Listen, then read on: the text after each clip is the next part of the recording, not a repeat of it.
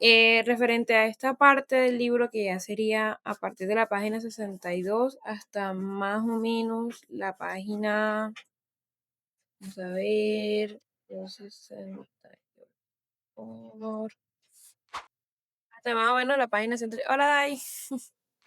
Jolín, ¿cómo estás? Muy bien, ¿y tú? Bueno, iba a iniciar porque como ve que creo que hoy no se va a poder como conectar tanto, como llevar la conversación entre tú y yo, y pues también quede como la parte de la grabación.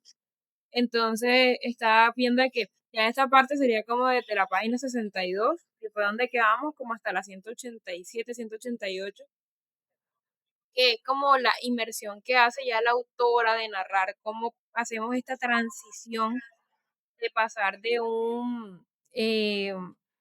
una deidad masculina, perdón, de una deidad femenina que no desapareció del todo en otras civilizaciones como fue la babilónica, la sumeria, la griega, la romana, la egipcia. Ella menciona mucho la parte de los egipcios porque los egipcios son quienes también están muy relacionados con los hebreicos o con los hebreos, perdón, creo que él es hebreo, y también están relacionados con los de Canaán, porque pues se nos estaba viendo ahí también en la rama, Canaán es lo que sería, creo que es entre la actual Libia, es parte de Siria, Palestina e Israel. Entonces era como un territorio bastante extenso y pues también están la parte de lo que es Israel del lado de Abraham.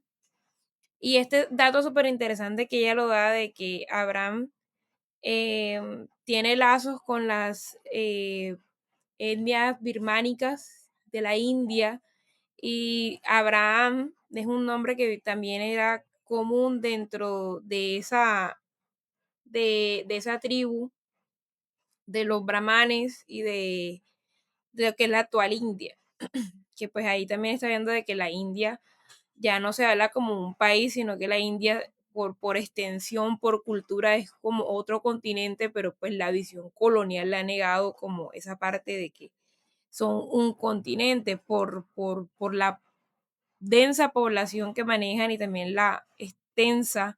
el extenso territorio que toman.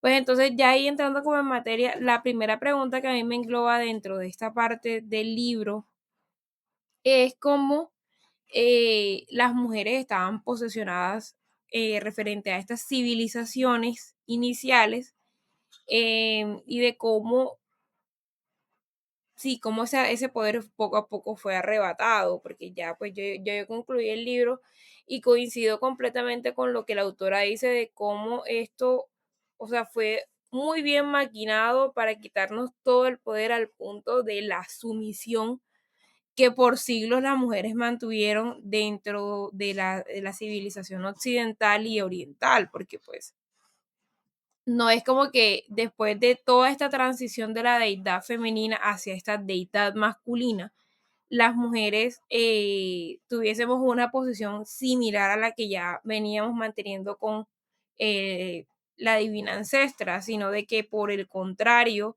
incluso en las civilizaciones que en teoría son la base para la democracia actual, como es la griega y la romana, las mujeres poco o nada tenían derecho, inclusive las mujeres que eran de las élites o que eran de las partes sí, con mejor recurso dentro de estas sociedades, porque pues miren de que una de las filósofas que yo recuerdo, que no la descubrí porque me la hayan dicho en el colegio, que es Hipatia de Alejandría. Hipatia fue lapidada por uno de los primeros santos de la Iglesia Católica, que es Cirilo primero de Alejandría. Búsquenlo, el vale es particular. Hipatia, que es la de los productos notables, si se acuerdan de la Baldor, cuando uno da los productos notables, ella es a quien se le debe ese avance en materia de aritmética y matemática. Hipatia venía de un padre que también era filósofo matemático, y se negó a tomar el cristianismo como religión base. Y eso la llevó a que fuera acusada de ser una pagana, prostituta, porque como también van a ver en el libro, a los hebreos, oye, mami, y a la religión abrámica, les encanta llamar de prostitutas a otras mujeres de otras tribus o de otras etnias porque no se acoplaban a la moralidad o a ese moralismo hebreo. Y de que también vamos a examinar de que las mujeres en hebrea, o sea, las mujeres hebreas, perdón, eran quienes tenían menos derechos de todas las ramas pero bueno, de todas las civilizaciones que las rodeaban. A diferencia de las babilónicas, de las sumerias, de inclusive en la India, en la parte inicial de cómo se constituyen eh, las castas en la India, que me encanta también ese dato de los indoarios y los indoeuropeos, de cómo las tribus del norte es quienes traen estas consignas racistas que a la fecha de hoy arrastran las castas en la India y que también se atribuye a que las tribus del norte es quienes traen estas consignas patriarcales en materia de las deidades masculinas. Por si no saben, los indoarios vendrían siendo los ascendientes de lo que sería Persia o el imperio persa, una parte de ese imperio persa que también migró a lo que es la actual India, las cartas de la India, esos son los indoarios.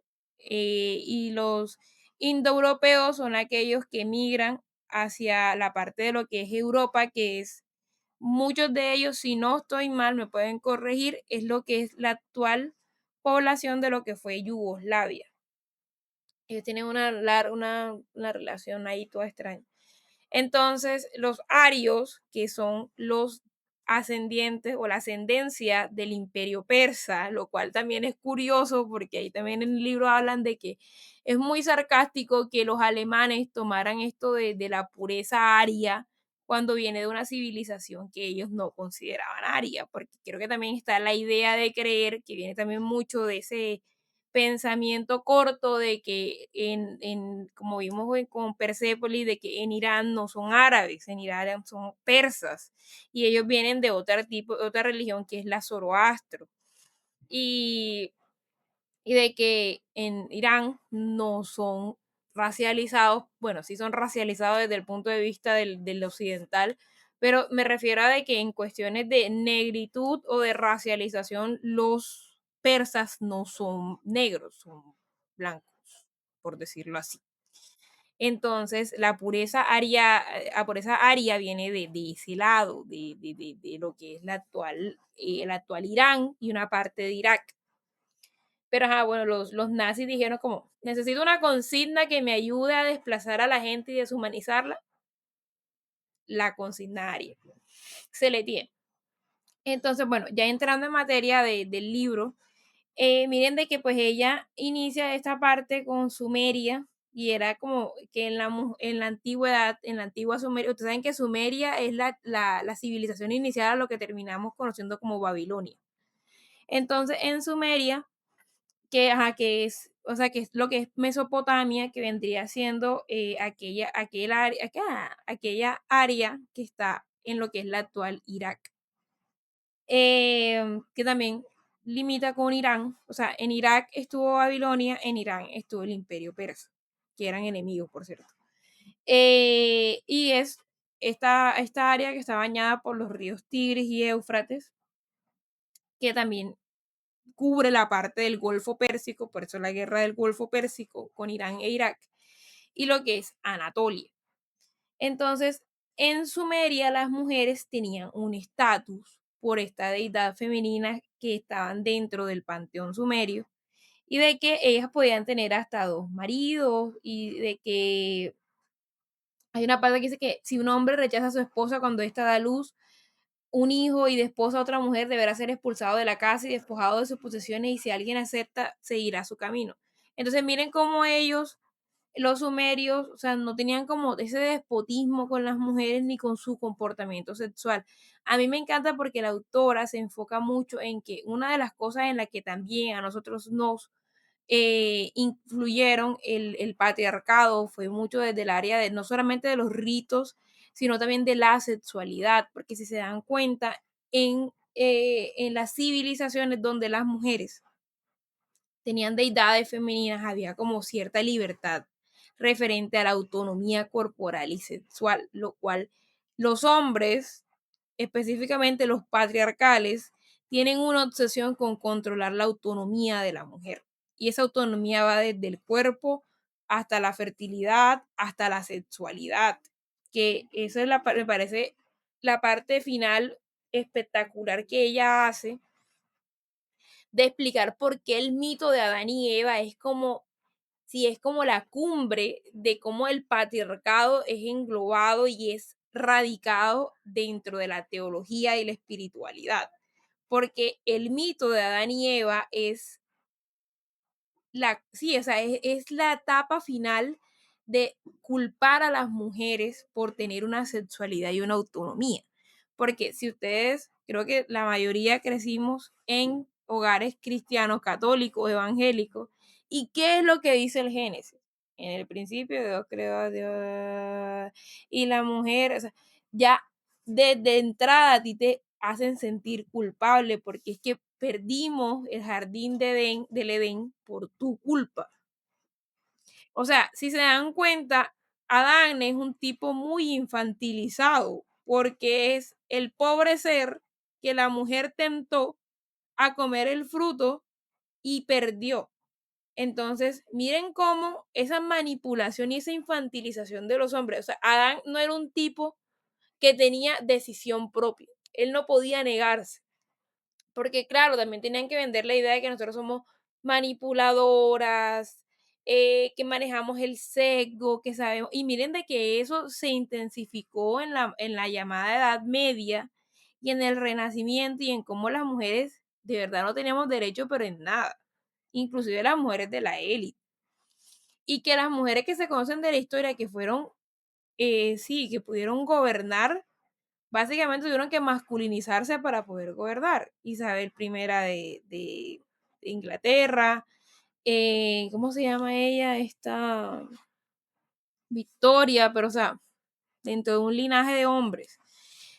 Pero bueno, volviendo a la parte de Sumeria, entonces miren de que en Sumeria está el mito de Gilgamesh.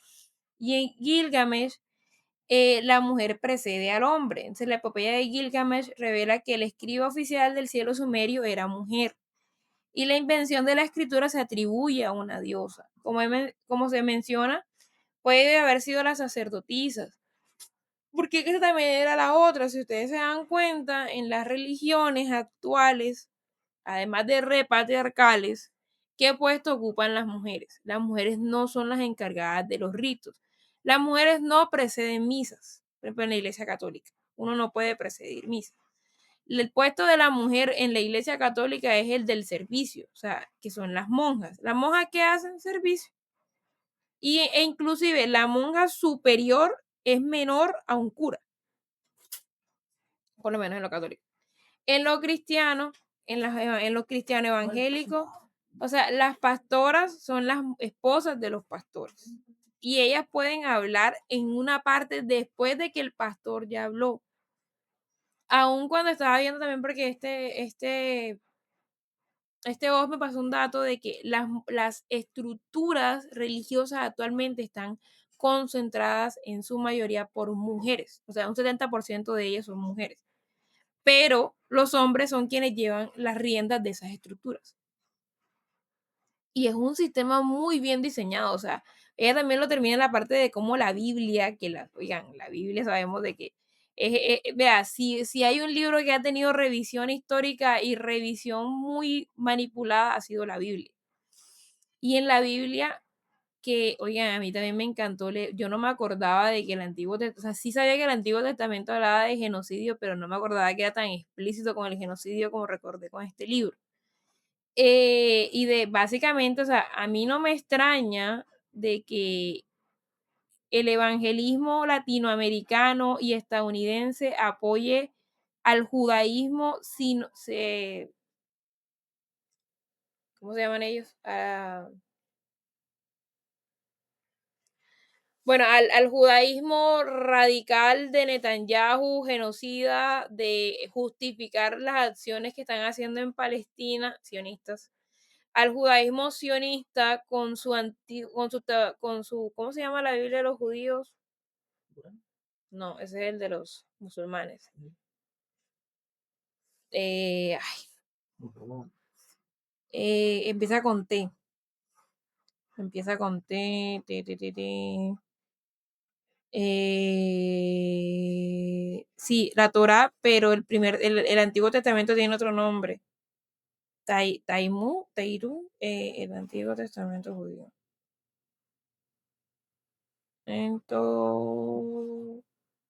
Judío. Nombre. El Pentateuco creo que es la. Bueno, en fin, se me olvida. En fin, la Torá. El Antiguo Testamento. Ajá, la Torá, pero ellos tienen otra parte como el. Ay, bueno, en fin. Bueno, en fin. No sé. Exacto. Y el Antiguo Testamento es básicamente, o sea, es un libro muy genocida. O sea, los hebreos se caracterizaron, porque ya yo sabía que los judíos eran conocidos como mercenarios, pero eran muy genocidas. O sea, ellos eran de llegar a territorios que también lo engloba la autora y acabar hasta con el nido de la perra. O sea, ellos se caracterizaban y en teoría Dios les daba esas órdenes de llegar a territorios y acabar con todo el mundo. Acababan con los varones, violaban a las mujeres, las tomaban como esposas y esclavas y eso en teoría era el mandato de Dios. Por eso es que ellos necesitaban crear un Nuevo Testamento más chévere, con un vale guerrillero, mercenario, pero de izquierda, por decirlo así, que se fuera hacia las minorías que en el Antiguo Testamento ellos habían básicamente acabado. Bueno, porque esa es la otra. En comparación con Babilonia, Egipto, Grecia, Roma, las mujeres en el lado hebreo eran las más castigadas. O sea, eran, oigan, creo que es Levítico, es donde hablan de que a la mujer la pueden lapidar. Sí, sí, creo que es Levítico, en donde hablan de que las mujeres las pueden lapidar por perder la virginidad y por ser infieles, adúlteras. O sea, las mujeres hebreas eran las que estaban más castigadas por ese lado. Porque como también en el libro denuncian, miren que aquí en Sumeria al hombre era quien castigaban por abandonar a la pareja.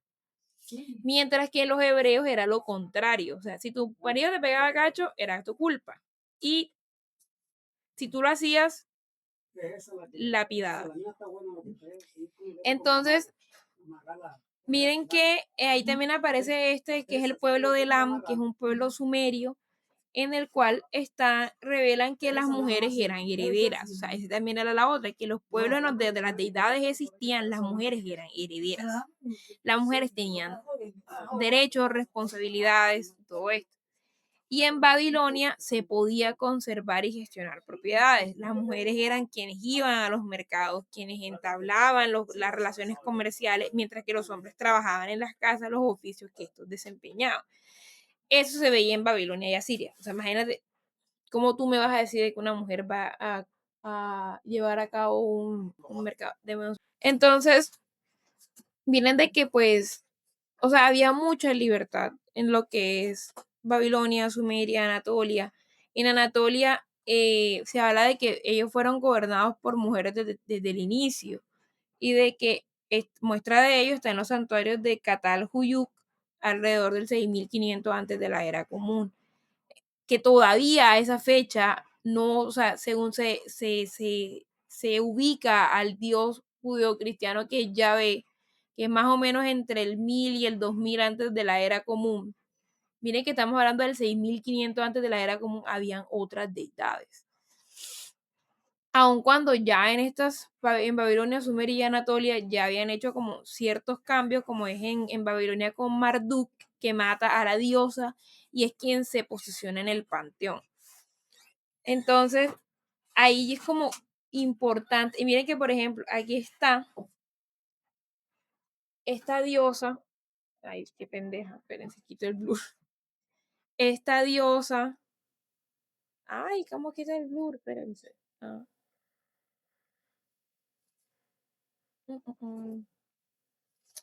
Miren que está esta diosa aquí en el libro, que la ubican en Turquía, muy parecida a la Venus de Waldencroft, creo que es donde encontraron, que es la que tengo también en los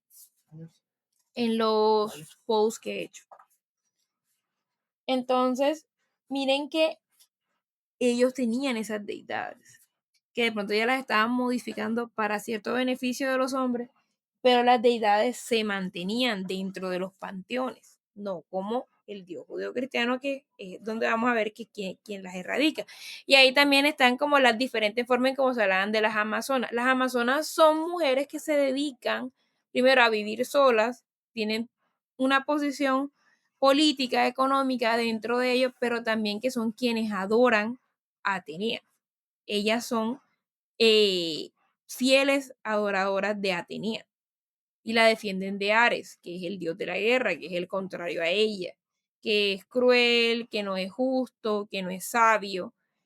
Esas son las amazonas, eran mujeres, por decirlo así, empoderadas, que además de ello tenían la potestad completa de adorar a su deidad. Y ahí aparece cómo entra ya la parte de Grecia, que es, o sea, Grecia viene de Creta. O sea, bueno, o sea, no es como que viene de Creta, sino que ellos hicieron un sincretismo también muy particular con lo que era Creta o la isla de Creta. Que, bueno, Creta queda en lo que sería el yacimiento de Jalaf en Arpachillá. Y estaban desde el Neolítico con invasiones dóricas. Entonces, parece muy probable que las tradiciones descritas como matriarcado, gobierno de las mujeres, persistieron en Creta.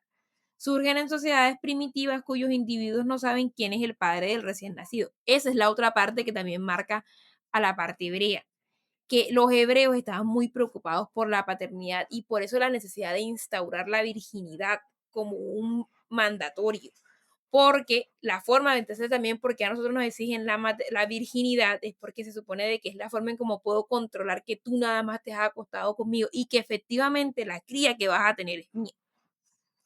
Porque como también se ha encontrado desde el neolítico y desde el paleolítico, que era lo que le comentaba en la sesión pasada, las mujeres teníamos relaciones con más de un solo, o sea, con más de uno en las comunidades. Y no estaba mal visto. Los hebreos son quienes instauran la moralidad actual que todavía a la fecha nos persigue e instauran esta necesidad de la virginidad. La virginidad también aparece como un control de la sexualidad femenina. Porque es que si yo sé que tú eres virgen, también tengo la seguridad, porque anteriormente no habían pruebas de ADN. Yo también tengo la seguridad. Miren cómo ya se toma conciencia de algo eh, que es la fertilidad, que anteriormente no se tenía esa conciencia y los hebreos sacan una muy buena parte de ello. Por eso es que se enfocan tanto en lo de la moralidad. Pero la moralidad para las mujeres, porque si también revisamos en el Antiguo Testamento, ellos se podían comer a medio mundo, pero las mujeres no. Las mujeres no. Salomón, ¿cuántas mujeres tuvo? Como 500. Entonces, ellos sí podían, las que no podían eran las mujeres. Entonces, miren cómo nos fueron quitando esos controles. Pero bueno, sigamos con Creta. Entonces, Creta, que es el antecesor de la Grecia clásica en materia de política, religión y economía, las sacerdotisas eran quienes precedían las prácticas religiosas, que en la Grecia clásica eso no lo arrebatan del todo, porque en el caso de las diosas, de las deidades femeninas, las mujeres seguían manteniendo esos ritos. Atenea, Afrodita, Hera, Demeter, Perséfone, perdón. Perséfone, las mujeres eran también quienes precedían sus ritos. Ya las deidades masculinas no era como que no podías, pero pues sí, los sujetos masculinos eran quienes precedían Zeus, Ares, Apolo. Pero miren que, por ejemplo, Casandra del mito de Troya, fue violada por Apolo. violada, no, mentira, no fue violada por Apolo, fue violada por Ayaz. Pero Casandra lo que ocurre es que ella le pide a Apolo que le dé el don de la premonición. Con el, o sea, hace como un intercambio con Apolo y le dice como, tú me das el don de la premonición, yo te doy mi cuerpo. Cuando él le concede el don de la premonición, ella le dice como que, ya no, yo no te lo voy a dar. Y Apolo la castiga dándole un beso con el cual materializa de que, o sea, ella puede saber lo que va a pasar, pero nadie le va a creer. Por eso es que cuando Casandra en el mito de Troya anuncia que la ciudad va a caer y de que no acepten el caballo, que al contrario lo quemen, porque ese es el símbolo de la caída de Troya, nadie le cree. Y aquellos que le creen, Apolo los castiga para que no es Apolo, no me acuerdo quién es el que lo castiga. Poseidón, perdón, lo castiga para que o sea, no crean en Troya lo que va a pasar. Perdón. Es que me vi la película de Troya hace como 2 semanas y me puse a investigar datos de Troya. Entonces, bueno, Creta. En Creta las sacerdotisas eran quienes llevaban a cabo estas veneraciones a las deidades. Una suma sacerdotisa ocupaba el lugar en el trono de la diosa. Entonces, miren de que ellos también adoraban una diosa principal, una deidad. Pero ya cuando Grecia se posesiona sobre Creta, es que abandonan esta deidad como principal y miren que Zeus también dentro de la Grecia clásica, además de matar a Cronos, creo que él también mata a la mamá. Ese es también como Zeus se posesiona como el principal dios del panteón griego. Y en Grecia, ajá, es donde empiezan los ataques a los clanes matrilineales, porque en esas civilizaciones también las mujeres elegían con quién casarse y elegían con quién relacionarse. Y miren de que hay un dato que la autora entrega de que también lo enmarcamos mucho dentro del feminismo comunitario y es que en los territorios en donde las mujeres tenemos esas elecciones primamos la comunidad, mientras que en las líneas patriarcales los hombres no permiten esa comunidad o si la permiten es bajo sus ideas de comunidad. Entonces en Grecia es donde ya abandonan esa parte de Creta de que las sacerdotisas sean quienes lleven a cabo los ritos. Y también, nuevamente, hacen un desplazamiento a las deidades femeninas y las deidades masculinas son quienes toman cierto poderío. Porque nuevamente, o sea, era una diosa poderosa, pero no al nivel de Zeus. Y además de que era que le entregan la fertilidad, la compañía, la esposa. Afrodita es la libertina, por decirlo así, pero igual a Afrodita inclusive la tratan como de encasillar porque miren que ella la casan con ¿cómo se llama él? ¿Quién es el esposo de Afrodita que es todo feo? Hefesto, que es el dios griego del fuego y la forja. Bueno, Hefesto era, la parte de Hefesto era como de feo porque el par era bien feo. Entonces, eh, Atenea, pero Atenea pues le dan una particularidad y es que Atenea era virgen. O sea, Atenea no tenía contacto con los hombres y las mujeres que se dedicaban al culto de Atenea tenían que permanecer en el celibato. Bueno, la mayoría, o sea, las mujeres, las sacerdotisas que se entregaban a los ritos, tenían que permanecer en pureza hacia los dioses. Ya sea de una, pero sí, o sea, en particular Atenea lo que tiene es que ella es virgen en comparación de Hera, que es la esposa de Zeus, y de Afrodita, que ustedes saben que la comadre va del larín larán. Y es que cuando se le da la gana vuelve y se baña no sé en qué parte y vuelve y es virgen otra vez. Pero ella es una diosa más libre en comparación con Atenea. Eh, entonces, en Grecia, como les decía, donde, bueno, miren que hay una parte que al examinar las tablillas lineal B en la que se mencionan brevemente los nombres de muchas deidades posteriormente conocidas en la Grecia clásica, Coulthard explica también en Pylos, en el continente, y en Nosos, en Creta, hay frecuentes referencias a Bodnia, la Dama o Nuestra Señora. Estas últimas inscripciones confirman lo que los arqueólogos sospechan desde hace tiempo a partir de la evidencia de los sellos descubiertos en el continente, que los micénicos también adoran a la diosa madre minoica. Entonces, los micénicos vivieron y gobernaron Creta en el palacio de Cnosos poco antes de un terrible holocausto, probablemente provocado por una invasión o por un terremoto. Y esto ya estamos hablando de 1450 al 1100 antes de la era común. Su inicio de fecha justo antes del periodo generalmente atribuido a Moisés, prosperó siglos antes que la Grecia de Homero, y es altamente probable que ese autor escribiera sobre acontecimientos que ocurrieron durante ese periodo o justo después. Grecia fue invadida muchas veces por los pueblos del norte. ¿Se acuerdan que les mencionaba que los pueblos del norte eran quienes tenían estas ideas todas patriarcales y patrilineales? Y esto fue lo que se convirtió en regla. Con estos pueblos del norte llegó el culto del indoeuropeo Diayus Pitar, literalmente Dios Padre, conocido más tarde como Zeus en Grecia y como Júpiter en Roma. El periodo de transición entre el culto a la diosa y la adoración a la deidad masculina, el cambio más intenso provocado por las invasiones dóricas, fue abordado por E. Butterworth en su libro Some Traces of the Pre-Olympian World, escrito en 1966. Él logró realizar con Grecia lo que Murray hizo con Egipto. El trazar minuciosamente el linaje de las casas reales demostró que muchas de las más grandes ciudades pregriegas, que en esencia eran pequeñas naciones, eran originalmente matrilineales. Entonces, sí ven de que ahí se conservaba cierto poderío todavía con las mujeres. Entonces, a partir del 3000 antes de Cristo, las sacerdotisas aparecen representadas en esculturas, murales y otros artefactos de Creta. El ataque a los clanes matrilineales destruyó el poder del propio mundo de los clanes y con ello su religión. La historia de estos tiempos está atravesada por el enfrentamiento de los linajes patrilineales y matrilineales. Mientras las viejas dinastías religiosas se desmoronaban, eran barridas y restauradas, el mundo matrilineal tocó su fin debido a una serie de ataques destructores dirigidos al corazón de ese mundo, la propia Pomnia Mater, la gran diosa.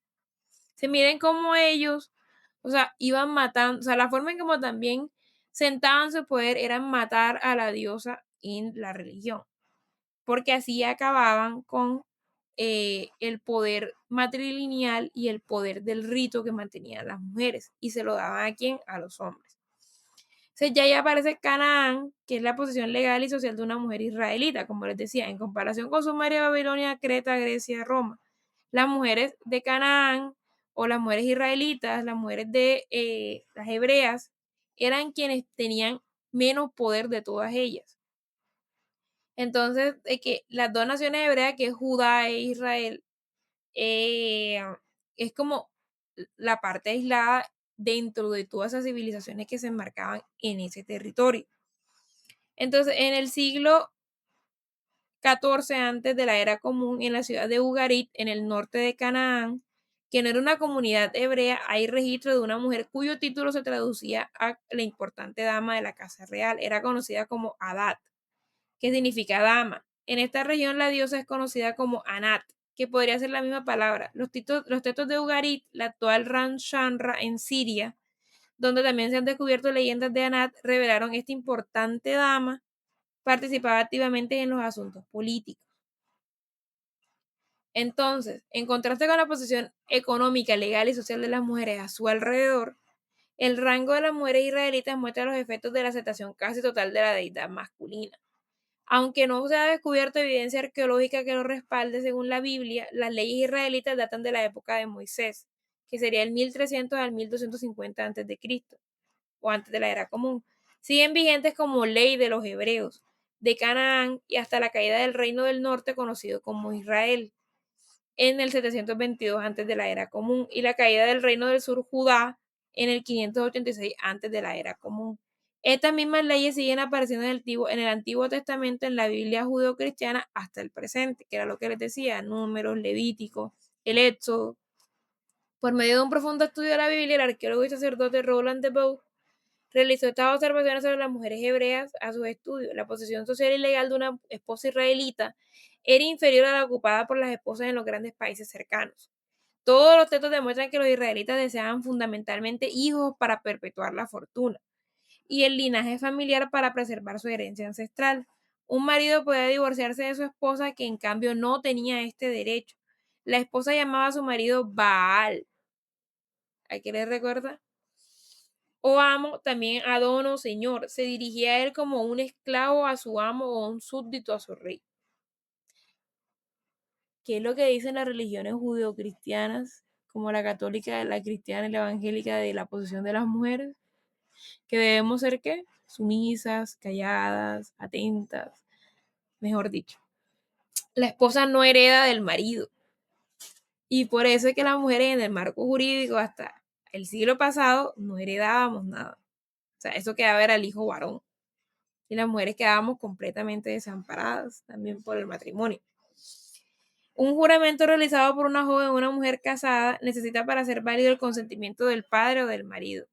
¿A qué le suena eso también? Anteriormente, ¿quién eran quienes nos casaban? Los padres, los hermanos mayores. Y ese consentimiento es denegado, el juramento es nulo, y si ese consentimiento es denegado, el juramento es nulo e inválido. Un hombre tenía derecho a vender a su hija. Las mujeres estaban excluidas de la sucesión. Y es verdad, las mujeres no heredaban. Eso era lo que les decía. En Canaán, en comparación con los otros reinos, era donde las mujeres menos derechos tenían. Y estaban más atadas, y estaban más castigadas, más censuradas y más moralizadas. Entonces ya después ella entra a hablar de quiénes son esos invasores del norte.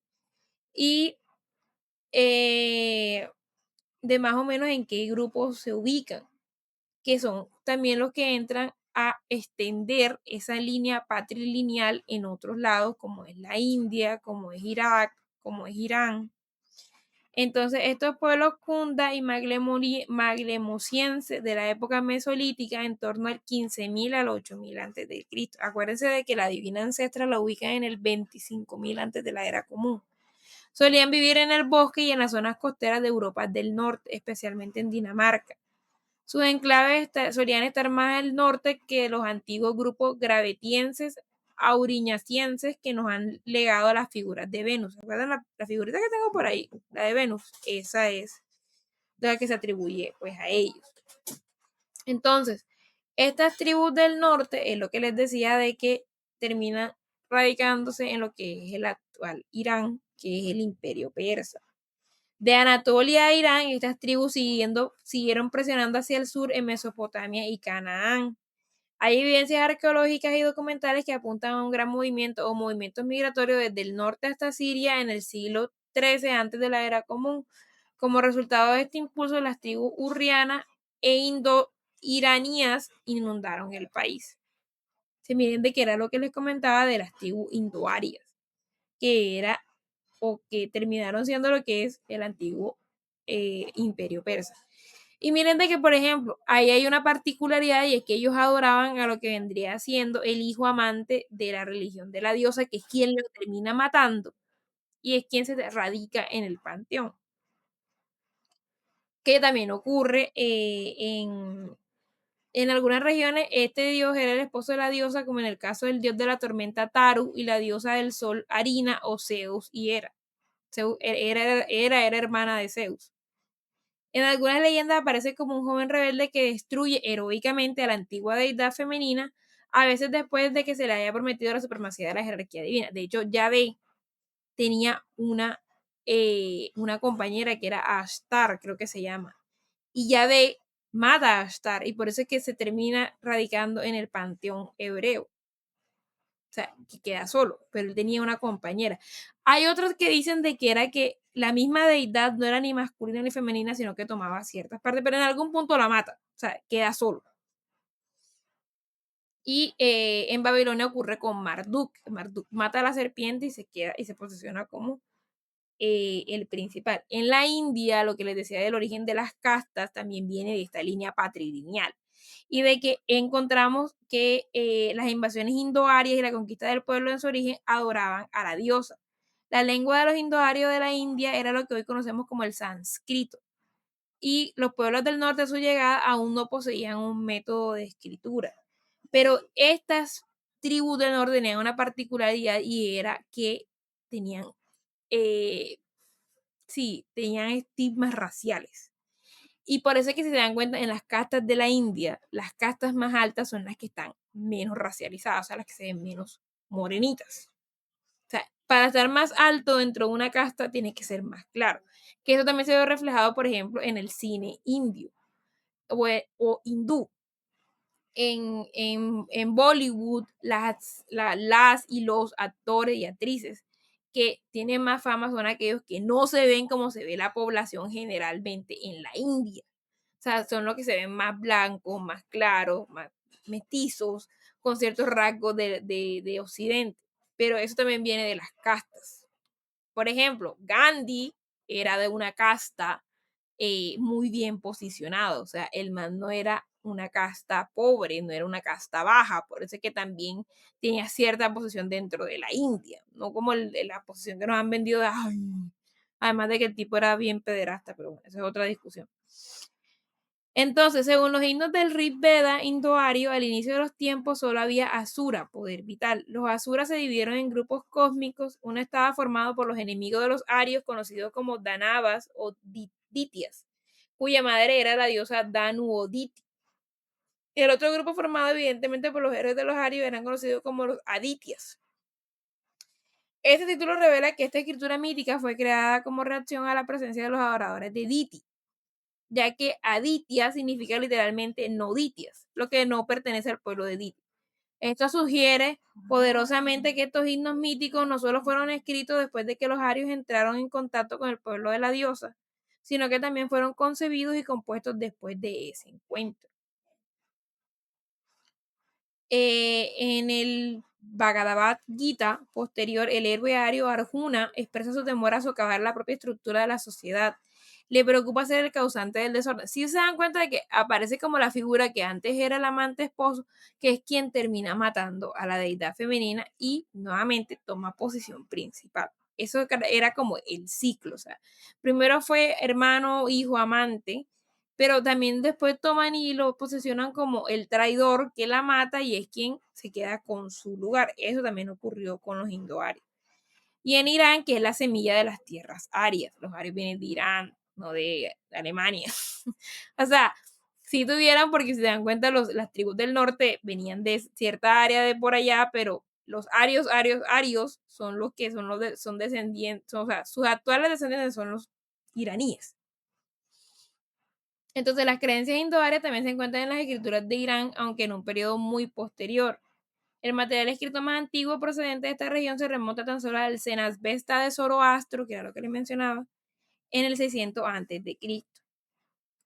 Como debo desocuparme de ciertas cosas que tengo acá, ahí también lo dejamos hasta acá, en la parte de cómo en Sumeria y Babilonia se lleva a cabo el nuevo relato del asesinato de la diosa, que es despedazada, que Marduk es quien toma su posición, pero también quien básicamente la erradica. Sin embargo, a pesar de que las mujeres en Babilonia eh, pierden esa deidad principal femenina, ellas no dejan de tener ciertos derechos en comparación con eso.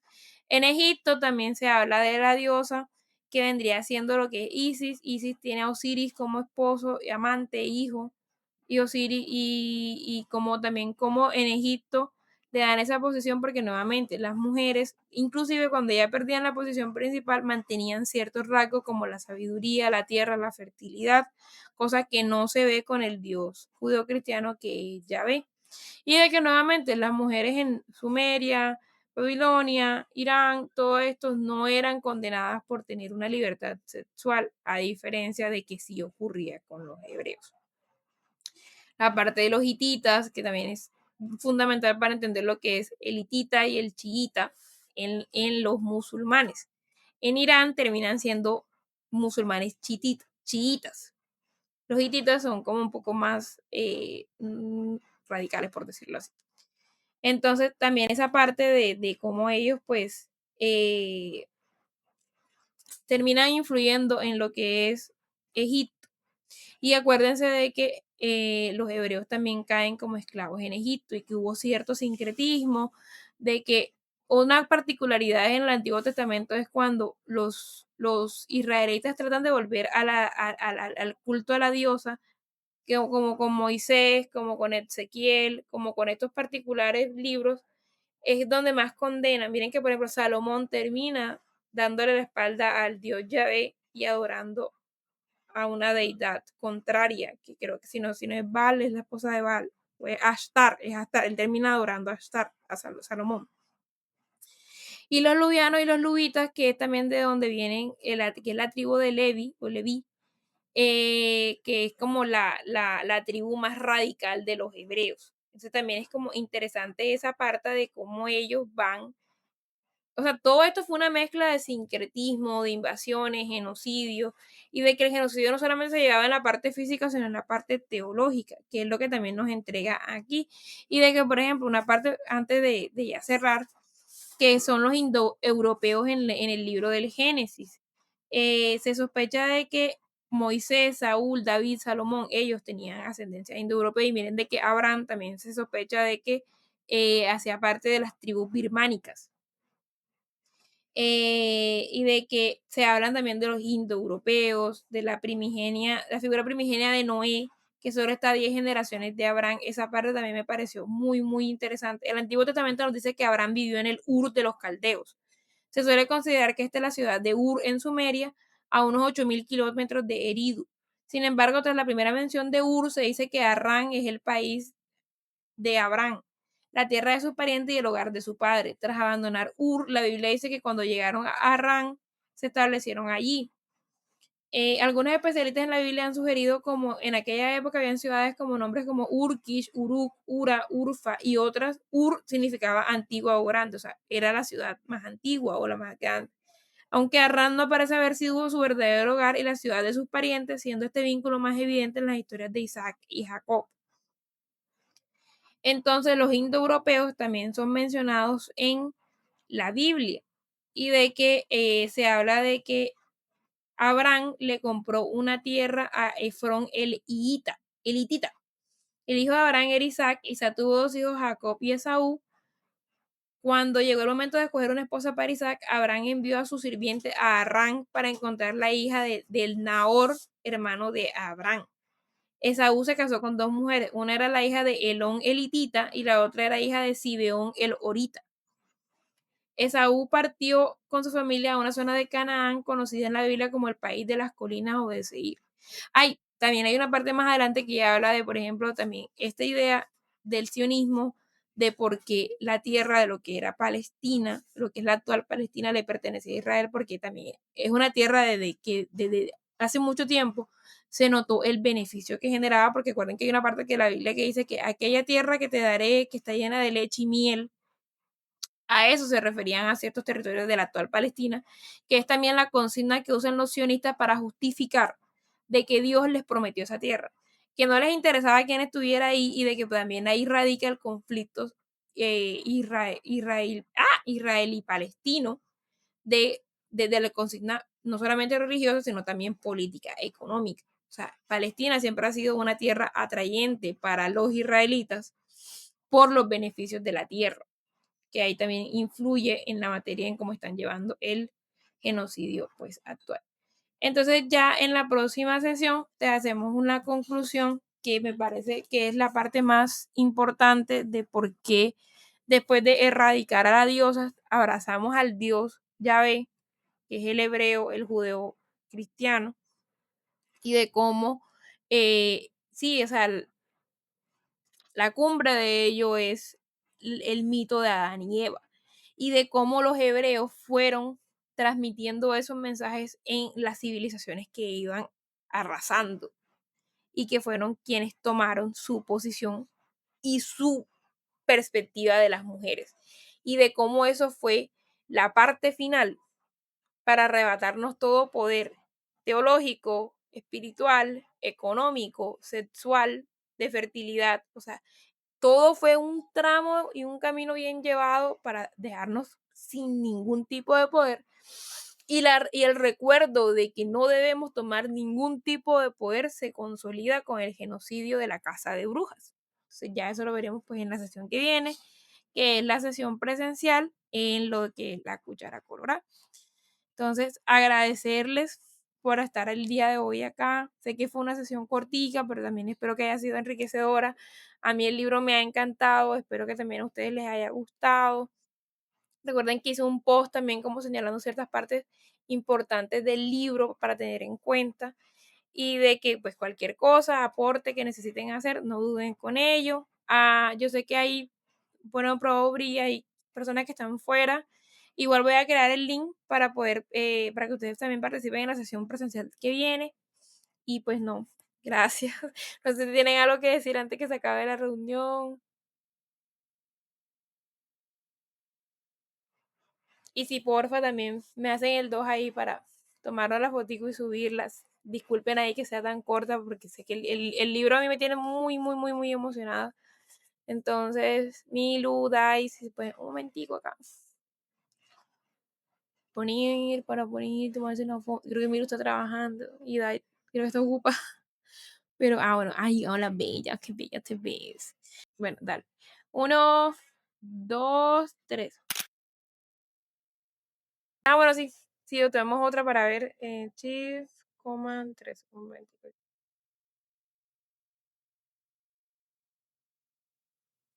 Muchas gracias, de verdad, nos vemos, que estén muy bien, gracias por conectarse. Feliz domingo, que estén muy bien. Besos, besos.